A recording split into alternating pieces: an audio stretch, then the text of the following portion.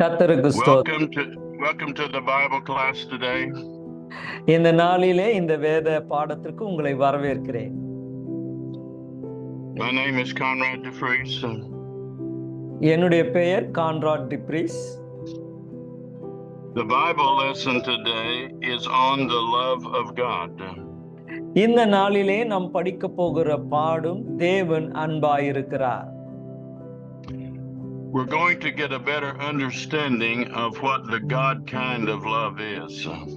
அப்ப தேவனுடைய அன்பு என்றால் என்ன என்று சொல்லிதான் இன்று நாம் பார்க்க போகிறோம்.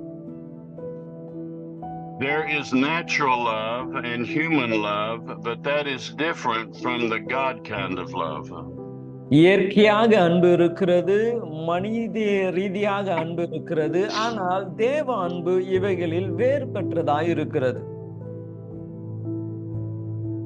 The Bible tells us in John 3:16 that God so loved the world that he gave his only begotten son. நம்ம யோவான் சுவிசேஷம் 3ஆம் அதிகாரம் 16ஆம் வசனத்திலே பார்க்கிறோம், தேவன் இவ்வளவாய் உலகத்தை நேசித்ததினால் அவருடைய ஒரே பேரான குமாரனை தந்தார் என்று சொல்லி. When you receive Jesus Christ as Savior, you receive the God kind of love in your heart. நீங்கள் எப்பொழுது இயேசுவை உங்கள் சொந்த இரட்சகராய் ஏற்றுக்கொள்கிறீர்களோ அப்பொழுது தேவனுடைய அன்பை நீங்கள் ஏற்றுக்கொண்டிருக்கிறீர்கள்.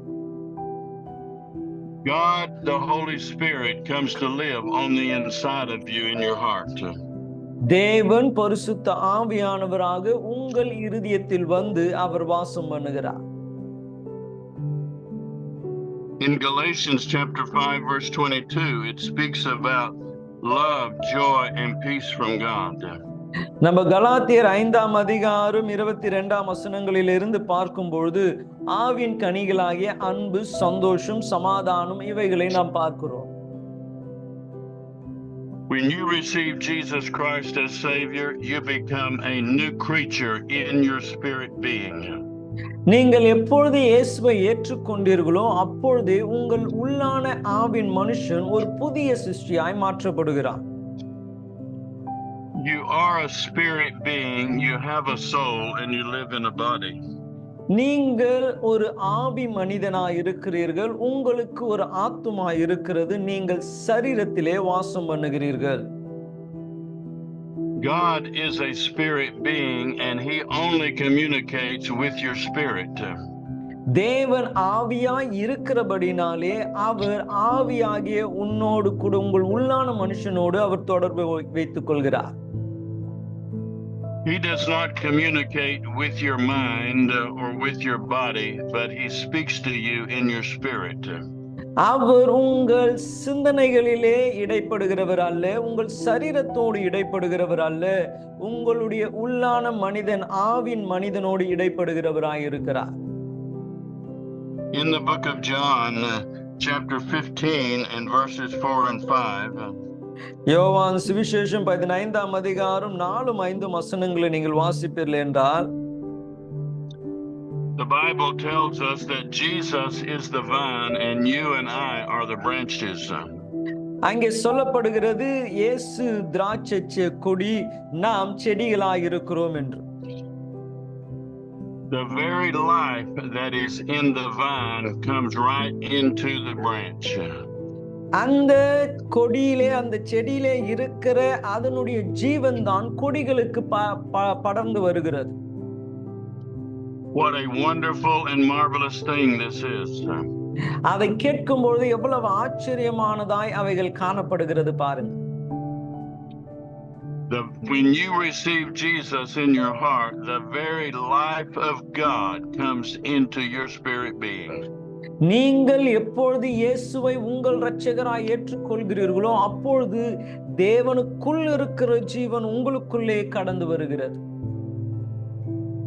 God will enable you to love other people the same way God loves you. தேவன் உங்களை எவ்விதமாய் அவர் நேசித்தாரோ அவ்விதமாக நீங்களும் மற்றவர்களை நேசிக்கக்கூடிய குணாதிசயங்கள் உங்களுக்குள்ளே கடந்து வரும். In the book of John, chapter 13 and verse 34. யோவான் சுவிசேஷம் 13ஆம் அதிகாரம் 34ஆம் வசனத்தை பார்ப்போமே என்றால், it tells us, a new commandment he has given unto us, that we love one another just as he has loved us. அங்கே சொல்லப்படுகிறது, நீங்கள் ஒருவரில் ஒருவர் அன்பாயிருங்கள், நான் உங்களிடத்தில் அன்பாயிருந்தது போல ஒருவரில் ஒருவர் அன்பாயிருங்கள் என்ற புதிய கட்டளையை உங்களுக்கு கொடுக்கிறேன் என்றார். Just the same as there are natural laws like gravity, there are also spiritual laws. எவ்விதமாய் இயற்கையான சில சட்டங்கள் இருக்கிறதோ, இந்த இழுப்பு சக்தி என்று சொல்லுகிறோம் பாருங்க, அவ்விதமாக ஆவிக்குரிய சில பிரமாணங்கள் சட்டங்கள் இருக்கிறது. Natural laws like gravity and the speed of light and the speed of sound and how electricity works, these are all natural laws. எப்படி இயற்கையாக சில பிரமாணங்கள் சட்டங்கள், அதாவது பூமி இழுப்பு சக்தி, வெளிச்சம் பிரயாணம் பண்ணுகிறது, சத்தம் பிரயாணம் பண்ணுகிற எல்லாவற்றுக்கும் ஒரு அளவுகோல், ஒரு காரியங்கள் இருக்கிறதோ, you cannot change these natural laws, but you just learn how to work with them to the best blessing and benefit. அந்த பிரமாணங்களை நம்மாலே மாற்ற முடியாது. அதனுடைய நன்மைகளை பெற்றுக்கொள்ள அதை எப்படி பயன்படுத்த வேண்டும் என்பதை நாம் கற்றறிந்திருக்க வேண்டும். And so it is, God has spiritual laws, and we must learn about these laws and how they work. அவ்விதமாகவே தேவன் ஆவிக்குரிய பிரமாணங்கள் சட்டங்களை வைத்திருக்கிறார். அதன் நன்மையை பெற்றுக்கொள்ள அவைகளை கற்று அதன்படி செயல்பட வேண்டும். God's love and faith and righteousness, all of these things are spiritual laws. தேவனுடைய நீதி, நியாயங்கள், இவைகள் எல்லாம் ஆவிக்குரிய பிரமாணங்களாய் சட்டங்களாய் இருக்கிறது. These laws work all of the time, and they always work the same way. நாம் பார்க்கிறோம், இந்த பிரமாணங்கள் எப்பொழுதும் செயல்படுகிறது, எல்லா நேரங்களிலும் நேர்த்தியாய் அவைகள் நடந்து கொண்டிருக்கிறது. When you are born again, these spiritual laws will work with your spirit being on the inside. எப்பொழுது நீங்கள் மறுபிறப்பு அல்லது ரட்சிப்பை அடைகிறீர்களோ, அப்பொழுது இந்த பிரமாணங்கள் உங்கள் வாழ்க்கையிலே நடைமுறைப்பட ஆரம்பிக்கிறது. So in today's world, he has given us a new commandment, that we love one another as he has loved us. இந்த காலங்களில் தேவன் நமக்கு கொடுத்திருக்கிற ஒரு பிரமாணம் என்னவென்றால், தேவன் நம்மில் அன்பாய் இருக்கிறது போல நாமும் ஒருவரில் ஒருவர் அன்பாய் இருக்க வேண்டும். He said, by this shall all men know that you're my disciples, that you have love one to another. அவர் சொல்லுகிறார், இது நிமித்தம் நீங்கள் என் சீடர்கள் என்று அறியப்படுவீர்கள். எப்படி என்றால், ஒருவரில் ஒருவர் அன்பாய் இருக்கும் பொழுது. It is a benefit to you and I to love our enemies and to love people that do things against us. சத்துருக்களை நேசிக்கிறதும் நமக்கு தீமை செய்கிறவர்கள் மேல் அன்பு காட்டுவதினால் நாம் தான் லாபம் அடைகிறோம். This is the way God loves. He gives the rain to the just and the unjust. பாருங்க, இப்படிதான் தேவன் நம்மை நேசித்திருக்கிறார். நீதிமானுக்கும் அநீதி செய்கிறவனுக்கும் அவர் மழையை வர்ஷிக்க பண்ணுகிறார் என்று சொல்லப்படுகிறது. The devil wants you to do bad against people that do bad against you. உலகம் அல்லது பிசாசு செய்கிற காரியம், உங்களுக்கு தீமை செய்கிறவர்களுக்கு நீங்கள் தீமை செய்ய வேண்டும் என்று அவன் உங்களை போதிக்கிறான். When you do that, you open the door for the devil to work in your life. நீங்கள் அப்படி செய்யும் பொழுது பிசாசானவன் உங்கள் மேல் ஆளுகை செலுத்த நீங்கள் வாதலை திறந்து கொடுக்கிறீர்கள். When you love other people and forgive other people, this closes the door to the devil so he cannot get into you. அப்படி நீங்கள் மற்றவர்களை நேசிக்கும் பொழுது, உங்கள் சத்துருக்களையும் நேசிக்கும் பொழுது, பிசாசானவன் உங்களுக்குள் நுழைய நீங்கள் அனுமதியாமல் வாதலை மூடிவிடுகிறீர்கள். In the book of Romans, chapter 5 and verse 5. ரோமர் 5ஆம் அதிகாரம் 5ஆம் வசனத்தை நாம் பார்ப்போமே என்றால், When we're born again, the love of God is shed abroad in our hearts by the Holy Spirit. அங்கே சொல்லப்படுகிறது, பரிசுத்த ஆவியினாலே தேவ அன்பு நம்முடைய இருதயங்களில் ஊற்றப்பட்டு இருக்கிறபடினால் என்று சொல்லப்படுகிறது. It is a wonderful thing to be born again and have the same kind of love in our heart that God has himself. தேவனுக்கு இருக்கிற அப்படிப்பட்ட அன்பு ரட்சிக்கப்படும் பொழுது நமக்குள்ளும் இருக்கிறது எவ்வளவு மேன்மை என்று யோசித்து பாருங்கள். Walking in the God kind of love will protect you from the enemy attacking you. நீங்கள் தேவனுடைய அன்பிலே நடக்கும் பொழுது உங்களுக்கு விரோதமாய் செயல்படுகிற அந்தகாரத்தின் கிரியைக்கு தேவன் உங்களை நீங்களாக்கி அவர் ரட்சிக்கிறார். In the book of Romans chapter 13 and verse 8, it says, "Owe no man nothing but to love him." அங்கே ரோமர் 13ஆம் அதிகாரம் 8ஆம் வசனத்திலே வாசிக்கும் பொழுது, நான் நேசிப்பதை தவிர வேறு ஒன்றும் அறியேன் என்று நாம் அங்கே வாசிக்கிறோம். God is love, and when we love other people, God is working with us. தேவன் அன்பாய் இருக்கிறார். நாம் ஒருவரில் ஒருவர் அன்பாய் இருக்கும் பொழுது தேவனால் வழி நடத்தப்படுகிறவர்களாய் நாம் இருக்கிறோம். Hate is a very powerful thing in the world. உலகத்திலே இந்த வெறுப்பு என்று சொல்லப்படுகிறது மிகவும் பயங்கரமான ஒன்றாய் இருக்கிறது. However, the love of God is more powerful than the devil's hate. பிசாசின் இந்த வெறுப்பை காட்டிலும் தேவனுடைய அன்பு மிகவும் வல்லமை உள்ளதாய் இருக்கிறது. I want to encourage you to receive Jesus Christ as your Savior. நான் இந்த நாளிலே உங்களை உற்சாகப்படுத்த விரும்புகிறேன். ஆண்டவராகிய இயேசு கிறிஸ்துவை உங்கள் சொந்த இரட்சகராய் ஏற்றுக்கொள்ளுங்கள். When you receive Jesus as your Savior, the God kind of love will abide always in your spirit and in your heart. நீங்கள் எப்பொழுது ஆண்டவராகிய இயேசு கிறிஸ்துவை உங்கள் சொந்த இரட்சகராய் ஏற்றுக்கொள்கிறீர்களோ அப்பொழுது தொடங்கி தேவனுடைய அன்பு உங்கள் இருதயத்திலும் உங்கள் ஆவிலும் அது நிலைப்பட்டு இருக்கும். In Galatians chapter 5 verse 14, he says, all the law is fulfilled in this, that we show love one to another. அங்கே கலாத்தியர் 5ஆம் அதிகாரம் 14ஆம் வசனம் சொல்லுகிறது, நீ அன்பு கூர்வது போல பிறரிடத்திலும் அன்பு கூர்வாயாக என்கின்ற இந்த ஒரே வார்த்தையில் நியாயப்பிரமாணம் முழுவதும் நிறைவேறும் என்று வாசிக்கிறோம். It says we are to love our neighbor as ourselves. நம்மை நாமே நேசித்துக் கொள்கிறது போல பிறனையும் நாம் நேசிக்க வேண்டும். The devil will tell you, how can you love people that are not lovable? பிசாசு உங்களிடத்தில் சொல்லுவான், நேசிக்க தகாதவர்களை நீ எப்படி நேசிக்க முடியும் என்று சொல்லு. But when you receive Jesus, you have his kind of love on the inside of you.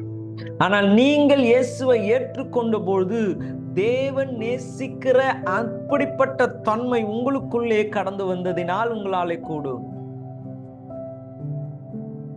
You can learn to love other people no matter what they do to you. அவர்கள் உங்களுக்கு விரோதமாய் என்ன செய்து இருந்தாலும் தேவன் உங்களுக்குள் இருக்கிறபடியால் அவர்களை நேசிக்க உங்களால் ஆகும். When you love other people, then you're putting your trust in God and you're not depending on them to be the blessing to you. நீங்கள் அவர்கள் சத்துருக்களாய் இருந்தும் நேசிக்கும் பொழுது உங்களுடைய விசுவாசத்தை நீங்கள் தேவன் மேல் வைக்கிறீர்கள். அவர்களிடத்திலிருந்து எந்த ஆதாயத்தையும் நீங்கள் எதிர்பார்க்கவில்லை என்பதை அது காண்பிக்கிறது. When you love your enemies and you love those that do bad things against you, then God will work for you to meet your needs. நீங்கள் எப்பொழுது உங்கள் சத்துருக்களையும் உங்களுக்கு விரோதமாய் செயல்படுகிறவர்களையும் அன்பு கூறுகிறீர்களோ அப்பொழுது தேவன் உங்கள் தேவைகளை அவர் சந்திக்க போதுமானவராயிருக்கிறார். Praise the name of Jesus today. ஆண்டவராகிய இயேசு கிறிஸ்துவின் நாமம் இந்த நாளிலே மகிமைப்படுவதாக. Jesus Christ is the best friend we will ever have. இயேசு கிறிஸ்து தான் உங்களுக்கு இருக்கக்கூடிய ஒரு விசேஷித்த சிநேகிதனாய் இருக்கிறார். He will never leave us or forsake us.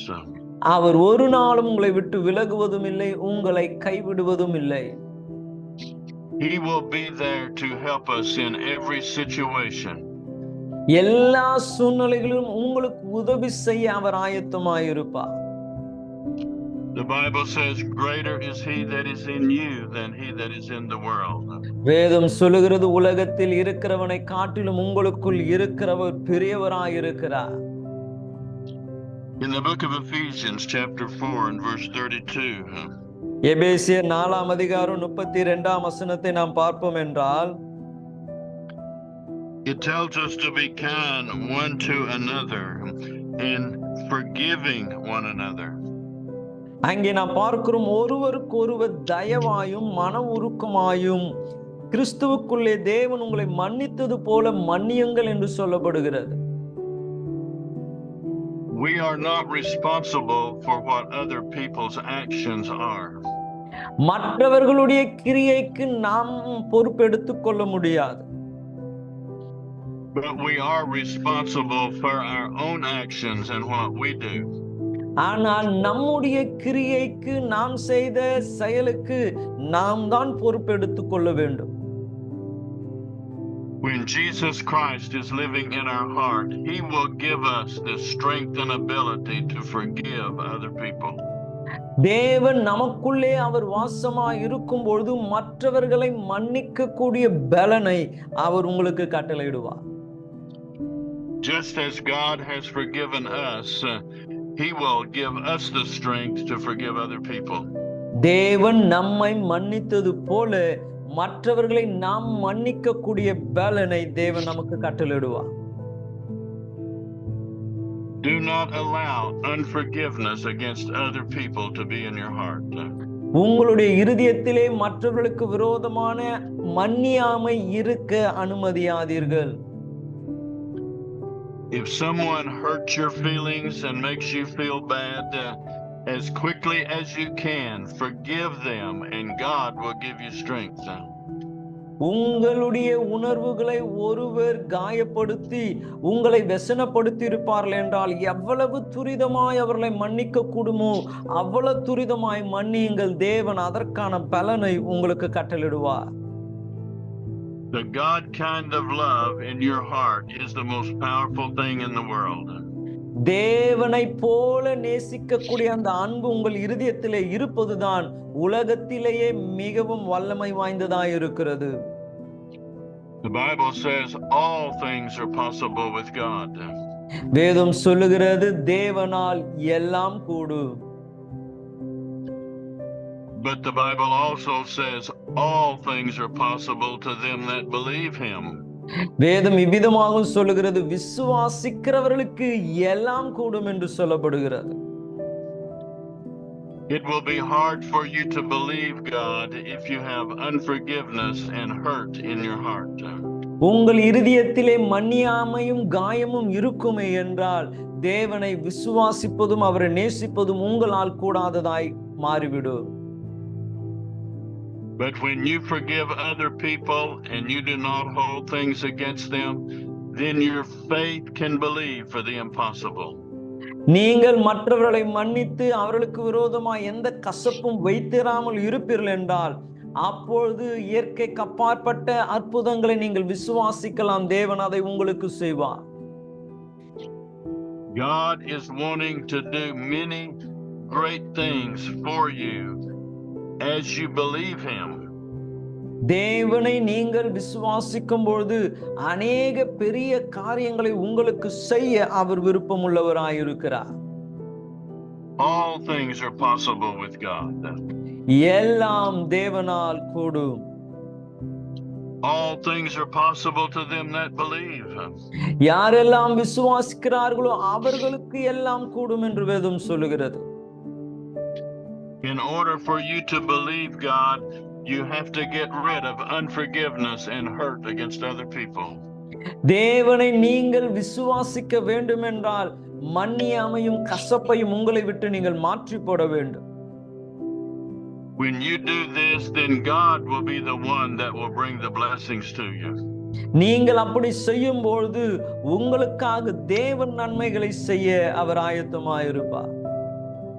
God will use other people, but he is the real source of your blessings. அப்ப மற்றவர்கள் காணத்தக்கதாய் தேவன் தான் உங்கள் ஆசீர்வாதத்தின் ஊற்றாய் அவர் காணப்படுவார். In the book of 1 John chapter 3 and verse 14. 1 யோவான் 3ஆம் அதிகாரம் 14ஆம் வசனத்தை பார்ப்போம் என்றால், It says, we know we have passed from death unto life because we love the brethren. அங்கே சொல்லப்படுது, நம் சகோதரனிடத்தில் அன்பு கூறுகிறபடியால் மரணத்தை விட்டு நீங்கி ஜீவனுக்குட்பட்டவர்களாய் இருக்கிறோம் என்று பார்க்கிறோம். We have passed from spiritual death and come into spiritual life with Jesus. நம்ம ஆவிக்குரிய மரணத்திலே இருந்து இயேசுவோடு கூட ஆவிக்குரிய ஒரு உயிர்த்தெழுதல் அடைந்திருக்கிறோம். When you receive Jesus as Savior, you are a brand new creation in your spirit being. எப்பொழுது இயேசுவை உங்க சொந்த இரட்சகராய் ஏற்றுக்கொண்டீர்களோ அப்பொழுது ஆவியிலே நீங்கள் புதிய மனுஷராய் இருக்கிறீர்கள். You have passed from spiritual death to spiritual life. நீங்கள் ஆவிக்குரிய மரணத்திலிருந்து ஆவியிலே உயிர் அடைந்தவர்களாய் இருக்கிறீர்கள். You become a citizen of heaven with God.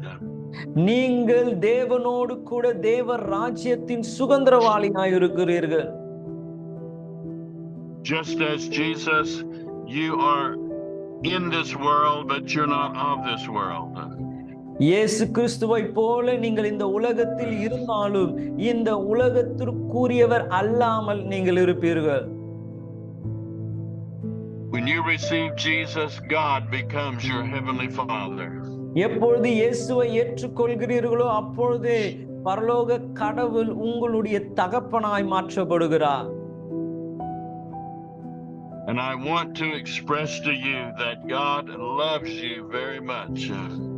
இந்த நாளிலே நீங்கள் அறிய நான் சொல்ல விரும்புகிற காரியம், தேவன் உங்களை அளவுக்கு அதிகமாய் நேசிக்கிறார். He only has good things and blessings for you. உங்களுக்காக நன்மையானதை மாத்திரம் அவர் வைத்திருக்கிறார். God does not bring sickness or problems to your life. That comes from the devil.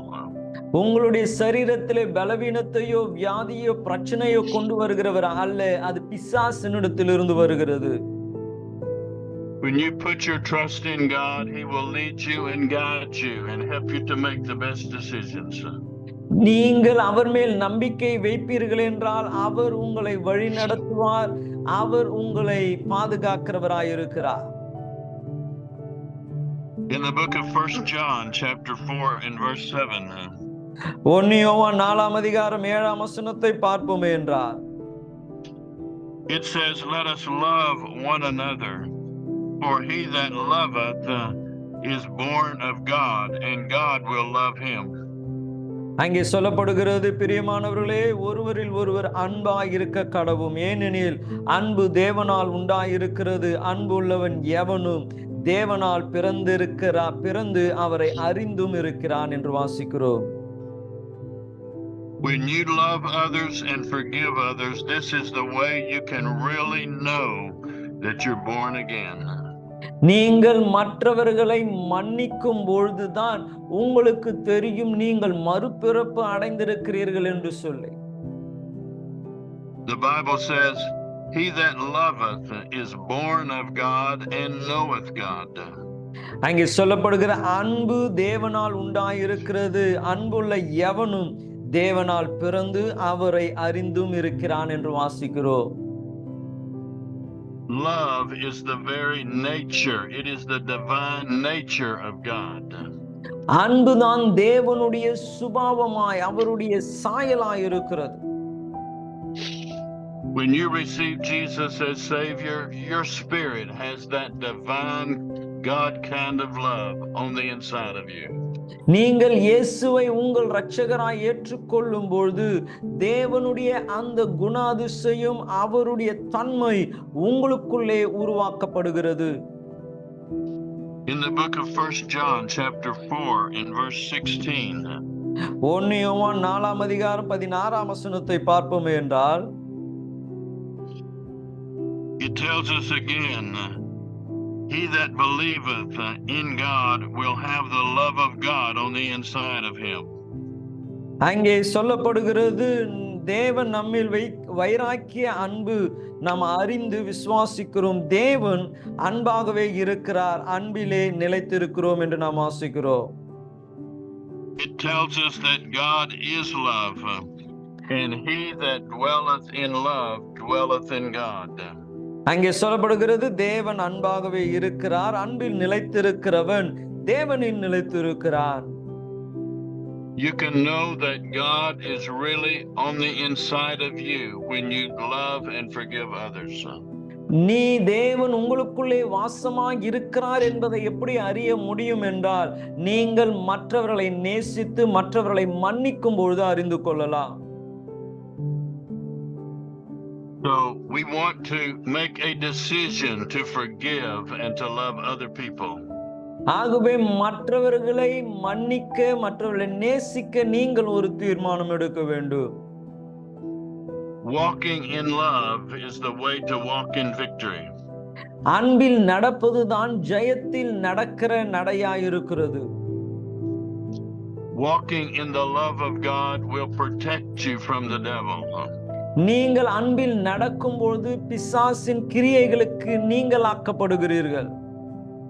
The devil wants to get you to have bad feelings to others and not love other people. மற்றவர்கள் உங்களை காயப்படுத்தி இருப்பதினாலே அவர்களை குறித்த கசப்பையும் அவர்களை நேசிக்க கூடாதபடியும் பிசாசு செய்து விடுகிறான். As we have said in 1 John chapter 4 and verse 7. ஏற்கனவே சொன்னது போல 1 யோவான் 4ஆம் அதிகாரம் 7ஆம் வசனத்திலே வாசித்தோம். He that loveth is born of God, and God dwelleth in him. அங்கே சொல்லப்படுகிறது யார் ஒருவன் நேசிக்கிறானோ அவன் தேவனால் பிறந்தும் தேவனை அறிந்தும் இருக்கிறான் என்று வாசிக்கிறோம். You can learn many things about God in the Bible. வேதத்திலே தேவனை குறித்து அநேக காரியங்களை கற்றுக்கொள்ளலாம். But the number one thing is to know the love of God. ஆனால் அதில் ஒரு காரியம் தேவனுடைய அன்பை நீங்கள் அறிந்து கொள்ளலாம். The day will come that everyone will leave this world. ஒரு நாள் வரும் உலகத்தில் பிறந்த ஒவ்வொருவரும் மரிக்க வேண்டிய ஒரு நாள் வரும். The most important thing is to do the will of God while we are in this life and in this world. ஆனால் இந்த உலகத்தில் வாழ்கிற நாளிலே தேவனுடைய சித்தத்தை செய்தோமா என்று நாம் அறிந்திருக்க வேண்டும். You can have faith to move mountains and you can give your body to be burned, but love is more important than anything. நீங்கள் மலையை பெயர்க்கத்தக்க விசுவாசம் உங்களிடத்தில் இருக்கலாம், உங்கள் சரீரத்தை நீங்கள் தானமாய் எரிக்க கூட கொடுக்கலாம். ஆனா அன்புதான் இவைகள் எல்லாவற்றிலும் மேலானதாய் பிரதானமானதாய் இருக்கிறது.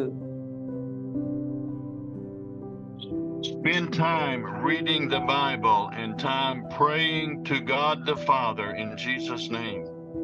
நீங்கள் வேதத்தை வாசிக்க நேரத்தை செலவிடுங்க. பிதாவாகிய தேவனிடத்திலே ஆண்டவராகிய இயேசு கிறிஸ்துவின் நாமத்தில் ஜெபிக்க ஆரம்பியுங்க. The Bible tells us in the book of Galatians, chapter 5 and verse 6. கலாத்தியர் 5ஆம் அதிகாரம் 6ஆம் வசனத்திலே வேதம் இவ்விதமாய் சொல்லுகிறது, that faith worketh by love. அங்கே சொல்லப்படுகிறது, விசுவாசம் கிரியையினால் செயல்படுகிறது. Yes, you can use your faith to believe God for the impossible. விசுவாசத்தினாலே தேவனிடத்தில் இயற்கைக்கு அப்பாற்பட்ட காரியங்களை நாம் எதிர்பார்க்கலாம். But in order for your faith to work, you must be walking in the God kind of love. ஆனால் இந்த விசுவாசம் செயல்பட வேண்டும் என்றால் தேவனைப் போல அன்பு உடையவர்களாய் நீங்கள் நடக்க வேண்டும். The Bible says it is impossible, but that there will be things that will come to offend you. தேவன் சொல்லியிருக்கிறார், ஒன்றும் அவராலே கூடாது என்று சொல்லியிருந்தும் உங்களை காயப்படுத்துகிற சில காரியங்கள் உங்கள் வாழ்க்கையிலே நடைபெறலாம். But God is with you and He will give you strength to forgive other people and also to forgive yourself for your mistakes. தேவன் உங்களோடு கூட இருந்து மற்றவர்களை மன்னிக்கிற பலனும் நீங்கள் செய்த தவறுக்கு உங்களை மன்னிக்க கூடிய கிருபைகளையும் அவர் கட்டளையிடுவார். I want you to pray this prayer after me to receive Jesus as your Savior right now. இந்த வேளையிலே இயேசுவை உங்கள் சொந்த இரட்சகராய் ஏற்றுக்கொள்ள நான் சொல்லுகிற இந்த ஜெபத்தை எனக்கு பின்பதாய் நீங்கள் சொல்லுங்க.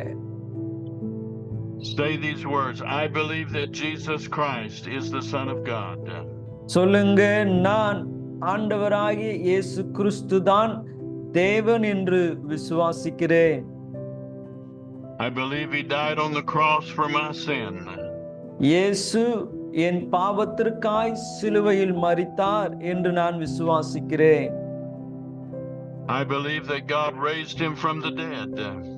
இயேசுவை தேவன் உயிரோடு எழுப்பினார் என்று நான் விசுவாசிக்கிறேன். And that He is alive today in heaven. இயேசு இன்றும் உயிரோடு கூட பரலோகத்தில் இருக்கிறார் என்று நான் விசுவாசிக்கிறேன். Right now I receive Jesus as my Lord and Savior. இந்த வேளையிலே இயேசுவை என் இரட்சகராக கர்த்தராக என் வாழ்க்கையில் நான் ஏற்றுக்கொள்கிறேன். I believe in my heart that I am born again and a child of God. நான் மறுபிறப்பு அடைந்தவனாய் தேவனுடைய பிள்ளை என்பதை இப்பொழுது நான் விசுவாசிக்கிறேன். If you prayed that prayer and believed it in your heart, you're born again. இந்த ஜெபத்தை நீங்கள் செய்து உள்ளத்திலே நீங்கள் விசுவாசித்திருப்பீர்கள் என்றால் நீங்கள் புதிய பிறப்பு அல்லது ரட்சிக்கப்பட்டவர்களாய் இருக்கிறீர்கள். Spend time reading the Word of God and spend time praying and believing God. நீங்கள் அதிக நேரம் வேதத்தை வாசிக்கவும் ஜெபம் செய்யவும் நீங்கள் நேரத்தை தேவனுக்கு என்று கொடுங்க. Just know that God so loved the world that He gave His Son on the cross. ஆண்டவராகிய இயேசு கிறிஸ்து தேவன் உங்களை அளவுக்கு அதிகமாய் நேசித்ததினாலே அவரை உங்களுக்காக அவர் கொடுத்திருக்கிறார். God loves you and He is not bringing bad things to happen. He only wants good things for you in Jesus' name. தேவன் உங்களை நேசிக்கிறார், உங்களுக்கு தீமையை அல்ல நன்மையையே செய்ய அவர் விரும்புகிறார் என்பதை இயேசுவின் நாமத்திலே உங்களுக்கு நான் சொல்லுகிறேன். Amen, amen. That's our message today. கர்த்தர் உங்களை ஆசீர்வதிப்பாராக. இன்று பாடம் இதோடு முடிகிறது.